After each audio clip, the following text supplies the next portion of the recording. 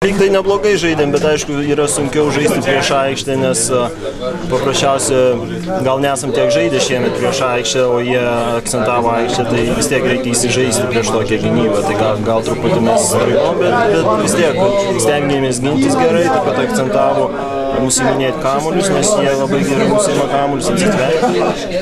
Mums sekės neblogai.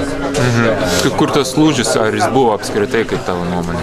Nežinau, gal mes truputį lieto, kai pradėjom varžybas, jie ketvirtas numeris gerai sužaidė jų, bet aš manau, mes apylygiai žaidėm, stengiamės gintis, pirmiausia apsiginti, o po to jei neįmetėm, tai vis tiek toliau gintis ir kažkaip taip nenuleidom, neatleidom visas varžybas. O koks buvo žaidimo planas, ką akcentavo Trifunovičius prieš mačą? Akcentavo atsitverti, nes kai jie nusima puolime kamuolius, jie įsibėgėja to, tai būtinai reikėjo atsitverti jos. Pats sulaikėjai ten tą Watsoną pagrindinių varžovais? Nežinau, čia man rodos visas komandos buvo gynyba, paprasčiausiai aš iš priekio išėjau, kiti padėjo pagalbą, čia nemanau, kad čia viena mano nuomonė.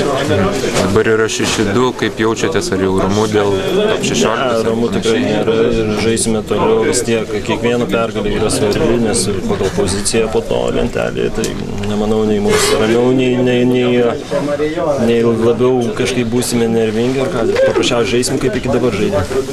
Rungtynių pabaigoje ten prasidėjo berods, kokias 5 sekundės susisėjom ant grindų, kas atsitiko. Truputį ten įpuoliau į vieną žmogų, o po to iš alkūnės gavau, bet nieko. Būtent dėl to ir šalta. Šias rungtynės stebėjo Eurolygos bosas Bartomėjus, gal norėtumėt ką jam perduoti, pasakyti? Nežinau, tai viską matė jis pats. Nežinau, nieko nėra ką perduoti, paprasčiausiai matė varžybas. Могли хоть джинсы привезти. Matė, kokia čia yra atmosfera Eurolygos varžybų, viskas matėsi.